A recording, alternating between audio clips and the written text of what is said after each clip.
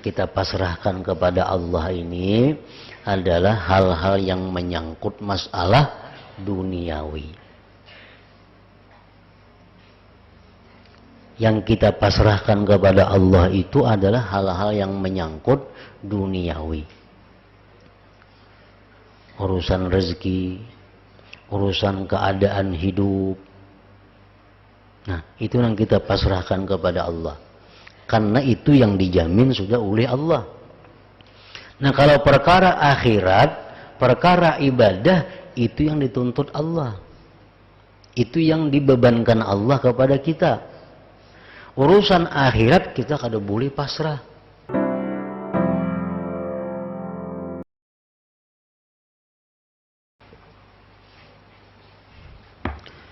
Secara ringkas, apabila engkau telah yakin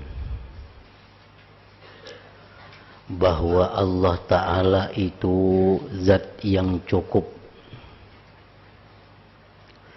dan dengan menanggung rezeki engkau yang mesti engkau perlukan demi tetapnya diri engkau dan pelaksanaan ibadah engkau kepada Allah.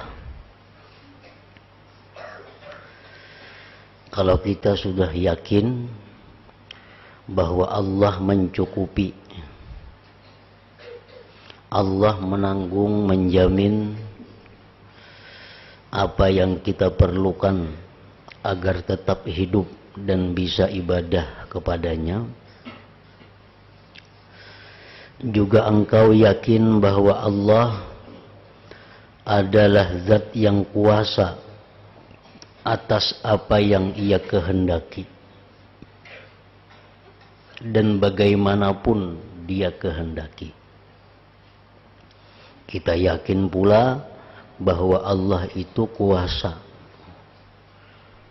dengan apa yang Dia kehendaki.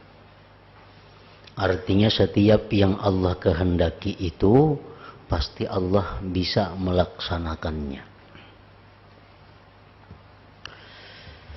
Serta engkau yakin pula bahwa Allah mengetahui keperluan engkau.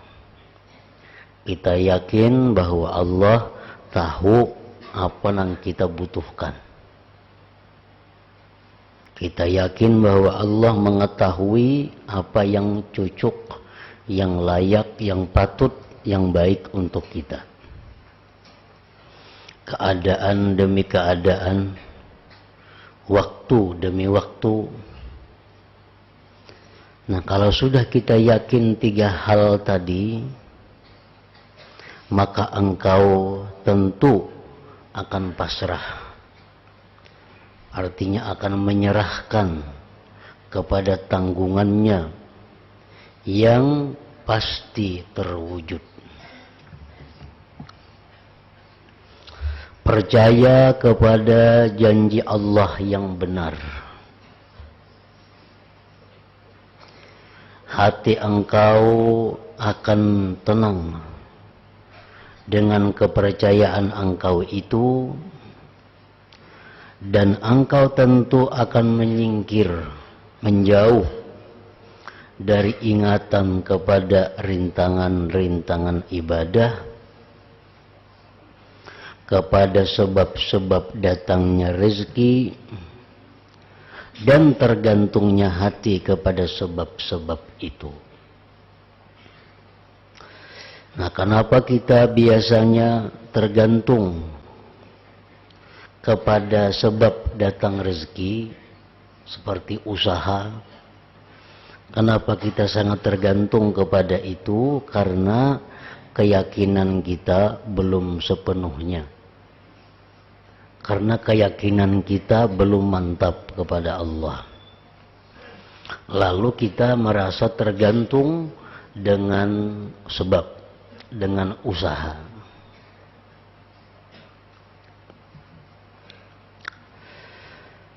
Apabila sudah yakin bahwa Allah Ta'ala itu menanggung rezeki kita, Allah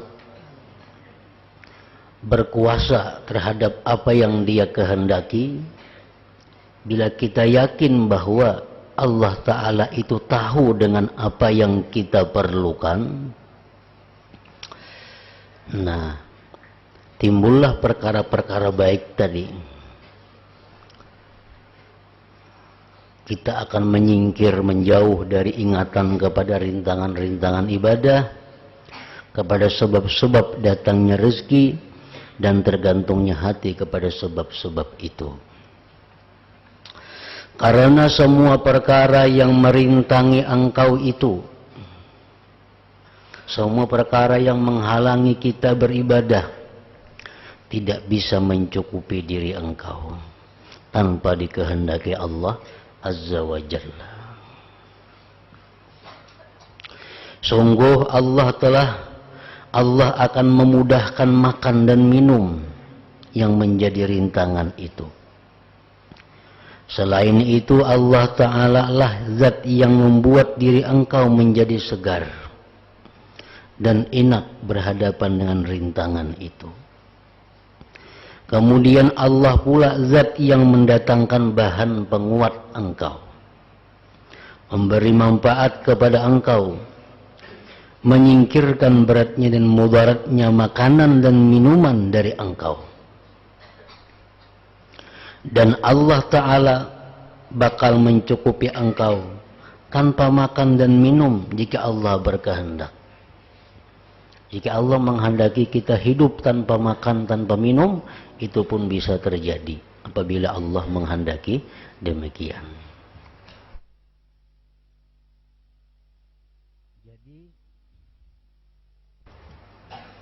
Jadi semua perkara itu, urusan apapun, berada dalam kekuasaan Allah Ta'ala sendiri. Tidak ada yang menyekutuinya. Karena itu percayalah sepenuhnya kepada Allah, jangan kepada yang lain. Begitu pula hendaklah engkau jangan mengatur urusan engkau sendiri. Kita jangan hendak ini, jangan hendak itu. Yang kita kehendak itu hanya satu, adalah kebaikan. Hendaklah engkau jangan mengatur urusan engkau sendiri,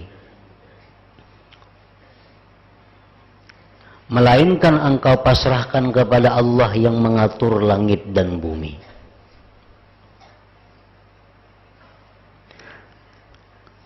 Karena kita tahu tadi bahwa Allah itu sudah menjamin, Allah mengetahui apa yang baik untuk kita. Allah sudah mengetahui, kita sudah mengetahui bahwa Allah itu kuasa menampakkan, mewujudkan kehendaknya. Nah, maka kita jangan lagi hendak mengatur diri kita sendiri. Yang kita kehendaki dari Allah hanyalah satu, yaitu kebaikan.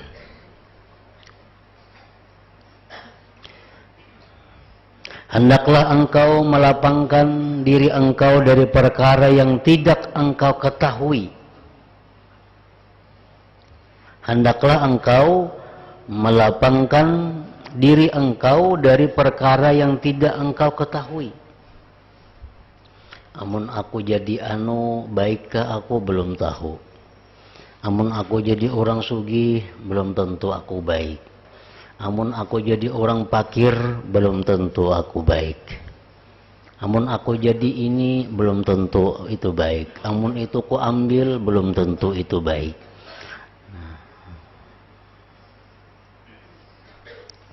Hendaklah engkau melapangkan diri engkau dari perkara yang tidak engkau ketahui dan tidak boleh engkau pikirkan, yaitu urusan makan untuk besok, untuk masa depan artinya.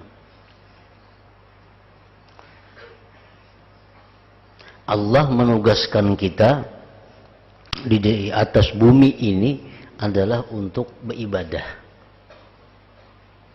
Itu sudah jelas firman-Nya dalam Al-Quran. Tidak kuciptakan jin dan manusia hanya untuk mengabdi kepadaku, melainkan hanya untuk mengabdi kepadaku. Jadi yang kita pikirkan, yang kita himati, yang kita sungguhi itu sebenarnya adalah urusan tugas kita, yaitu ibadah. Perkara bagaimana kita bisa beribadah, itu urusan Allah yang memberikan kepada kita macam-macam keperluan kita. Apabila kita bujur-bujur hidup dengan tujuan untuk beribadah. Perkara yang bakal terjadi besok ada perlu dirisaukan.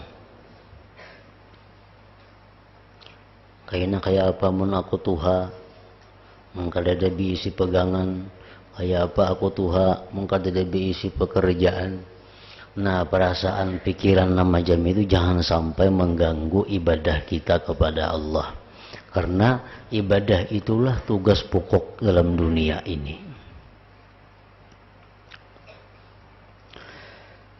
Dan janganlah mengatakan barangkali begini atau seandainya begini. Karena semua itu tidak ada gunanya kecuali menyibukkan hati, menyia-nyiakan waktu, dan boleh jadi terjadi berbagai hal yang tidak tergerak di hati engkau. Sehingga apa yang telah tergerak dalam pikiranmu lengkap dengan pengaturanmu, penyia-nyiaan waktu yang mahal harganya itu tidaklah ada faedahnya. Bahkan kerugianlah yang engkau sesalkan. Engkau dirugikan dalam apa yang engkau pikirkan itu dan menyia-nyiakan umur. Sehubungan dengan makna ini, sebagian orang yang zuhud membuat syair, sabakat maqadirul ilah wa hukmuhu fa'arih pu'adaka min la'alla wa min law. Artinya telah tetap lebih dahulu ketentuan dan keputusan Allah. Karena itu lapangkanlah hatimu dari ucapan barangkali begini atau seandainya begini, kayak apa mun kayak itu. Nah, sebenarnya itu adalah yang sia-sia. Karena apa? Karena Allah sudah lebih dahulu menetapkan tentang apa yang terjadi pada diri kita.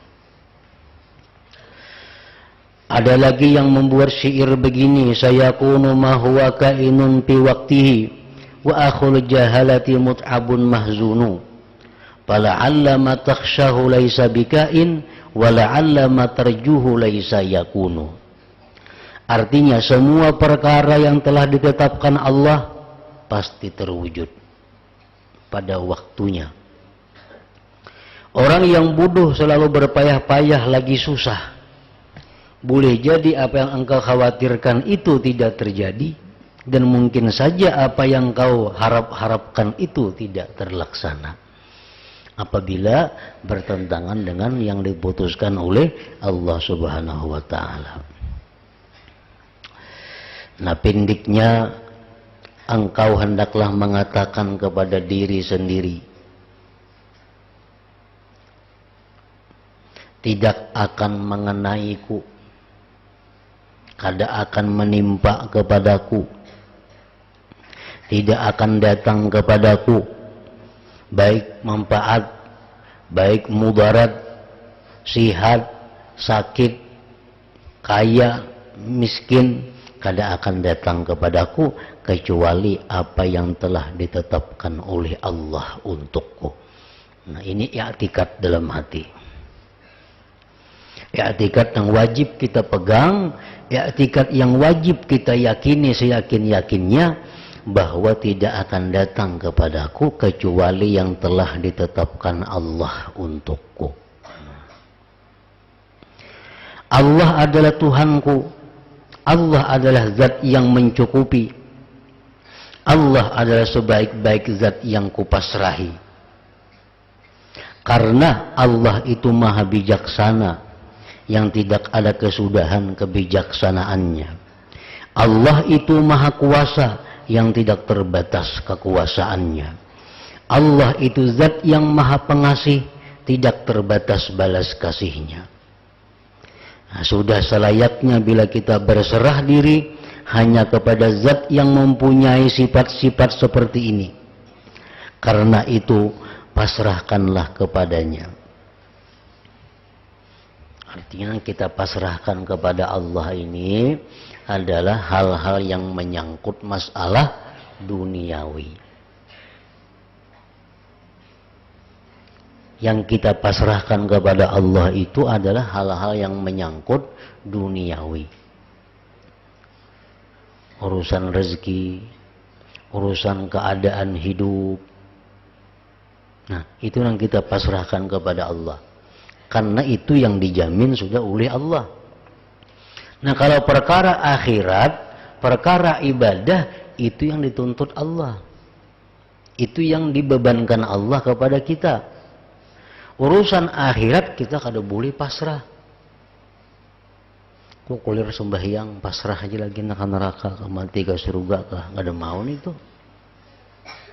Karena Allah kada menyuruh pasrah urusan ibadah. Maka ini pang sudah kok kau beramal nah. Pasrah lagi nak diandaknya kemana kah? Nah, ini pasrah nang salah. Pasrah nang benar itu adalah pasrah urusan diri kita dalam dunia. Perkara aku dijadikan Tuhan orang kaya, aku dijadikannya orang miskin, perkara aku dijadikannya kayak ini kayak itu dalam dunia, tuh kau serahkan lawan Allah. Yang penting tugasku aku beribadah kepada Allah. Nah, itu nang bujur.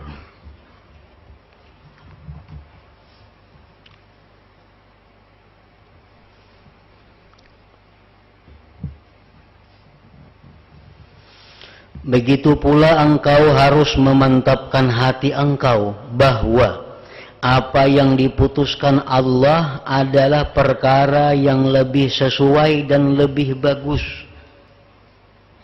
Itu kita yakini juga, seyakin-yakinnya. Bila kada yakin itu susah hidup. Bila kada yakin itu kada mau nyaman betuhan Allah.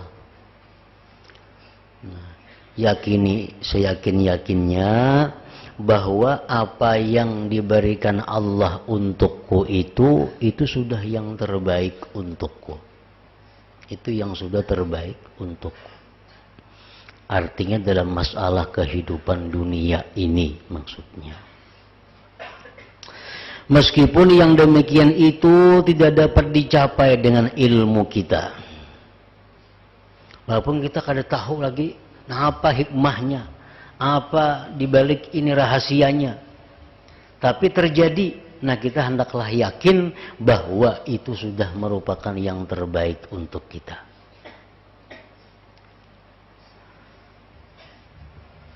Meskipun yang demikian itu tidak dapat dicapai dengan ilmu kita, bagaimana cara dan rahasianya?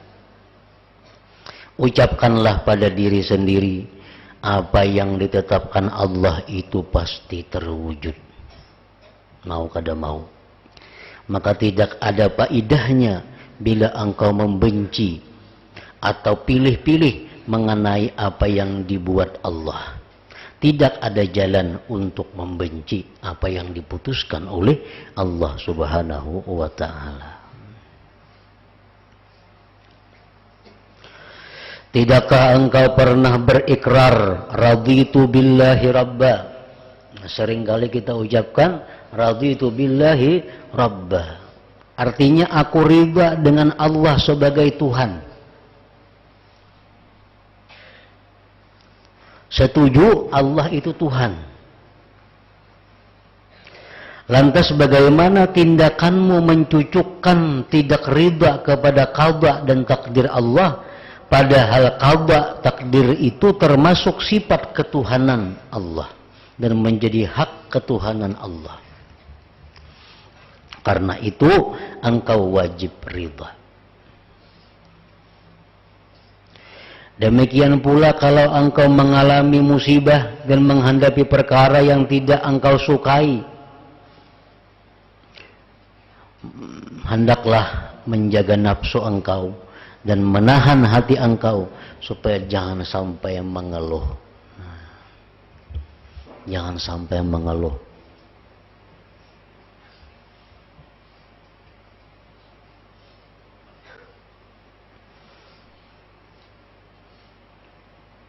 Kalau hendak mengeluh juga, mengeluhlah kepada Allah Subhanahu wa ta'ala. Jangan mengeluh kepada manusia. Pikiran pina kalut, banyak masalah nang dihadapi, bertumpuk-tumpuk dalam hati nih. Masalah ini kada biris, datang lagi masalah itu, datang lagi masalah itu. Nah, kita sampaikan itu kepada Allah, maka Allah akan ridha, Allah akan suka, dan Allah akan menolong. Bila kita kisahkan lawan makhluk, nah itu Allah kada ketuju. Bila kita mengeluh, kita mengadu, kita curhat kepada makhluk, Allah kada ketuju. Dalam dada ini hibak pikiran macam-macam. Mikir akan anak, mikir akan itu, mikir akan ini. Banyak masalah. Nah, bila dikisahkan lawan makhluk, senang hati. Berarti makhluk ini Tuhan yang ngarannya. Berarti makhluk itu nang menyenangkan hatinya. Nah, itu nang kada dikatujui oleh Allah. Dan ini banyak nang kada disadari oleh manusia. Dikiranya itu bujur. Datang beradu-adu, asal lapang sudah hati jadi aduakan. Nah, pada Allah tuh sangat marah kalau hamba Allah ini mengadu, mengeluh, curhat kepada makhluk. Sebab makhluk ini kada ada daya upaya untuk bisa menyenangkan kita. Makhluk ini kada sedikit pun kada ada kemampuan untuk memberi manfaat kepada kita. Makhluk sedikit pun kada ada kekuatan untuk menyelamatkan kita. Semuaan itu adalah sifat Allah. Allah yang bisa menyenangkan kita, Allah yang menyelamatkan kita. Nah, coba dibiasakan. Kita misalnya banyak masalah. Tengah malam kita bangun. Nah, ya Allah, ya Tuhanku, hamba menghadapi masalah ini. Masalah ini. Ya Allah, berilah hamba jalan keluar untuk selamat daripada ini, untuk selesai masalah ini. Itu pasti didengar Allah dan diberi pahala oleh Allah, dan Allah pasti akan menyelesaikan masalahnya.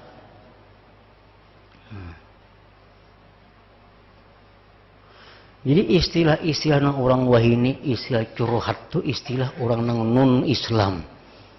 Itu hati-hati benar itu. Istilah curhat itu istilah orang yang bukan Islam.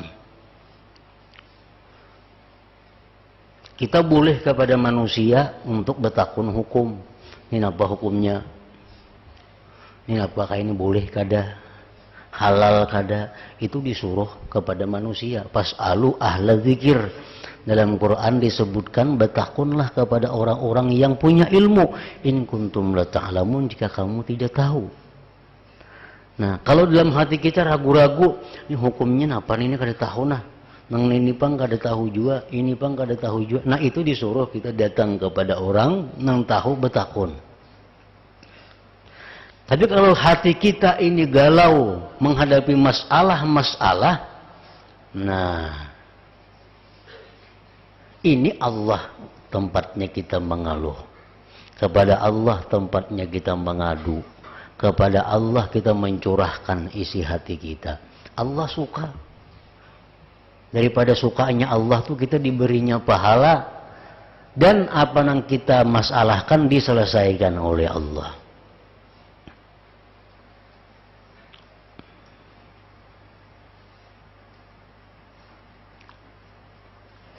Jadi di situ kita mengetahui keimanan kita, mengetahui keilmuan kita. Bila kita masih belum puas lawan Allah, berarti iman kita perlu ditingkatkan. Bila kita masih belum puas lawan Allah, berarti iman kita ngarannya kurang, iman kita lemah.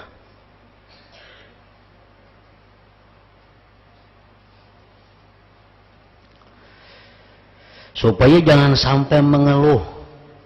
Jangan sampai memperlihatkan keluh kasah dan kesusahan hati engkau.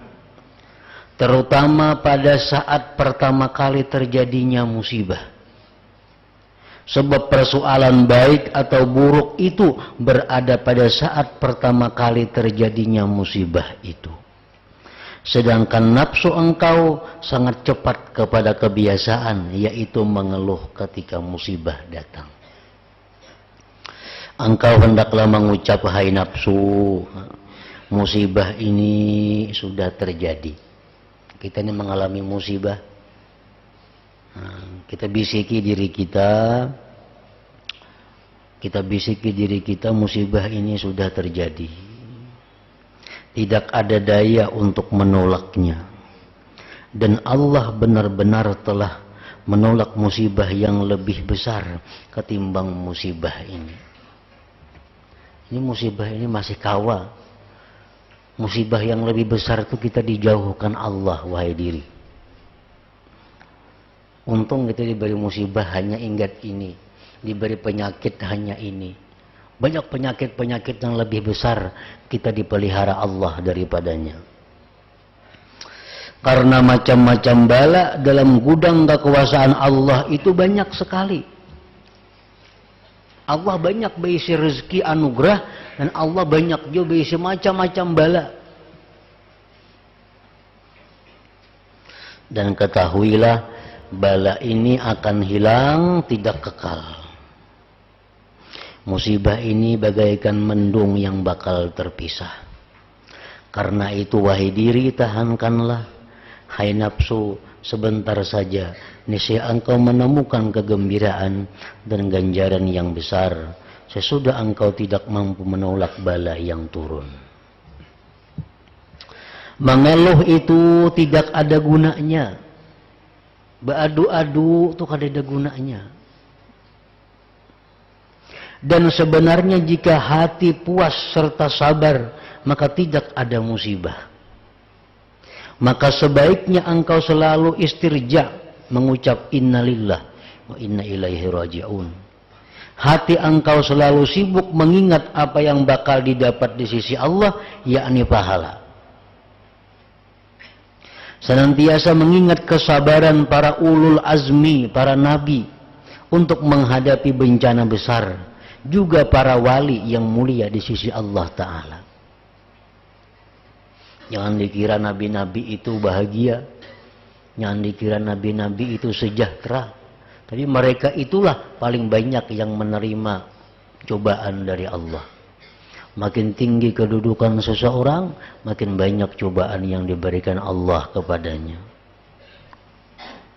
Cuma bedanya para nabi, para wali, mereka itu menghadapi bala musibah dengan tenang hati. Maka kelihatan mereka selalu gembira, selalu senang. Nah, lain halnya dengan orang-orang awam yang sedikit saja kena musibah sudah kelihatan di muha, pina mendung, pina merangut. Nah,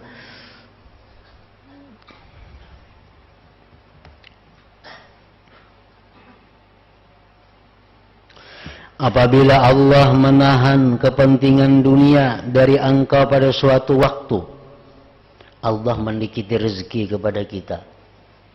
Dulunya banyak, boleh rezeki ini pina sirit. Maka ucapkanlah kepada diri engkau, hai nafsu, Allah itu lebih mengetahui keadaanmu dan lebih balas kasih kepadamu, lebih pemurah. Dan Allah lah zat yang memberikan makan kepada anjing yang hina, juga memberi makan orang kafir yang menjadi musuhnya. Aku ini hamba Allah yang mengenal Allah, lagi pula mengesahkannya. Apakah diriku tidak laku dijual, ditukar dengan sepotong roti di hadapan Allah? Nah, artinya kita mendapat musibah, kita mendapat nangkada nyaman, kita ingat Allah pasti akan menyelesaikan ini. Allah pasti akan menghilangkan ini. Buktinya apa? Orang-orang kafir diberi makan oleh Allah, padahal itu musuhnya. Mungkinlah orang nang Islam, orang nang taat kepadanya akan disia-siakan oleh Allah. Hal semacam ini mustahil. Karena itu ketahuilah benar-benar bahwa Allah Ta'ala tidak menahan dunia darimu, kecuali demi manfaat yang besar sekali. Kalau Allah itu mempersempit rezeki kita, Allah menyusahkan keuangan kita, itu pasti Allah mengetahui memang itu yang baik untuk kita.